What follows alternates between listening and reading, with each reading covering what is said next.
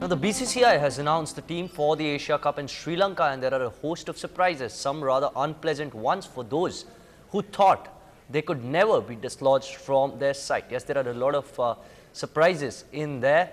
Let's have a look first at the players who've been ousted from the side that will take part in the Asia Cup, where some of the best teams including Pakistan, Sri Lanka and Bangladesh take part. These are the players who've been sacked: Dinesh Karthik, Yusuf Pathan, Murli Vijay and Yuvraj Singh after they failed to perform to the expectations of the selectors. Now, the ousting of these players on disciplinary and fitness grounds also means that a lot of new faces get a chance. Let's have a look at the players who will be making a debut in this Asia Cup on the back of strong performances in IPL Season 3.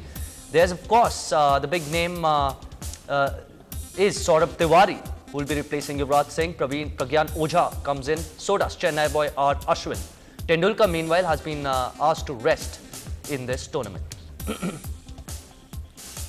Well, England begin their World Cup campaign against the United States next Saturday, and they will be missing one of their key players in Rio Ferdinand.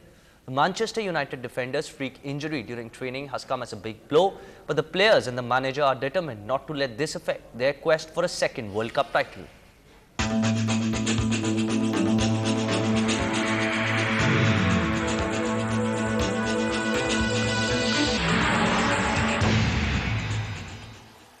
The English are trying to cope with the loss of their captain Rio Ferdinand. A freak knee ligament injury during training in Rustenburg ended the star defender's World Cup campaign. Centre-half Michael Dawson has replaced him in the squad, but Rio will be missed. To get where he's got, to be made captain in the build-up and to perform as he has, it actually made me feel sort of a bit sick in the stomach that we got this close and that's happened. So for him, can't imagine how he feels. For Frank Lampard, losing a key player is nothing new. He has seen teammates like David Beckham and Wayne Rooney hurt themselves before major tournaments in the past.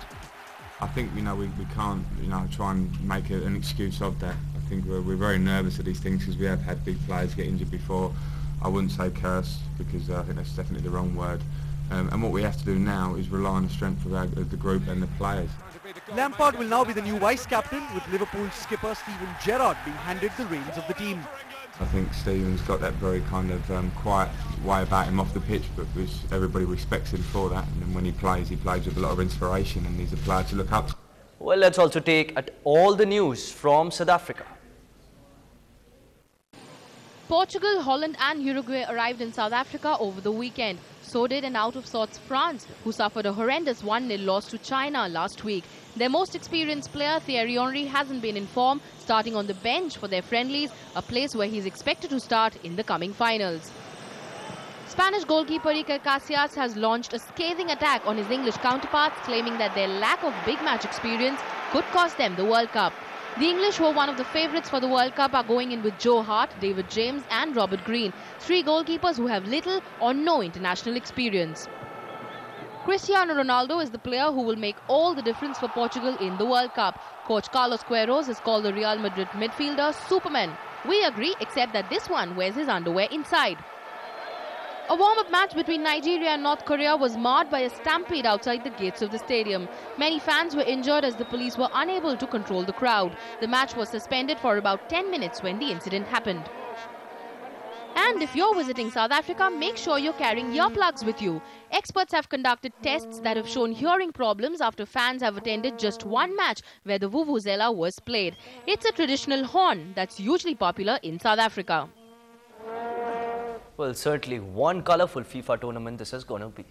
As the Yonex Sunrise Badminton India Open begins tomorrow, we caught up with India's Sania Nehwal, world number 6, and she told us about the pressure as she's the top seed of the championship and how she feels playing in Chennai.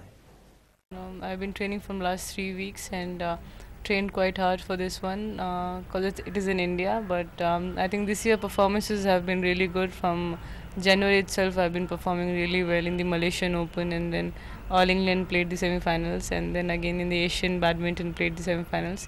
So everything is just going fantastic. Pressure will be there because the tournament is in India, but I'm confident on my fitness, and I've prepared really hard for this. So I just don't want to think about it. I just want to give my best, and I'm ready to play in front of the home crowd. So just that I have to be patient and be focused on court. I think it's a fantastic place because I have played here 5 years back. I was here for the Krishna Ketan tournament, and now playing the international tournament over here. I think it's fantastic because India is growing in badminton, and slowly you see there are a lot of tournaments being held, international tournaments in India, which is very good for badminton, and a lot of young players are learning a lot of things, and I'm really enjoying playing here in India.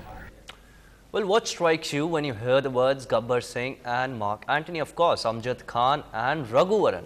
Now, our entertainment reporter Lalit Jude reviews the villains terrorizing, the new breed of villains, in fact, terrorizing Kollywood these days. Hi, chalo!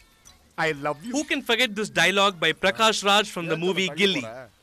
The actor has ever since been etched as one of the leading villains in the South. He has a huge fan base, and they now expect him to come out with such wacky lines again. Like if you see his movie Gilli or Pokeri, he's acted something different. But nowadays he's repeating the same. Actor Sampath of Saroja fame has also made his mark as a villain. He's wanted in the industry for his good looks and for his unique bass voice. But fans feel that he should be careful while selecting his movies.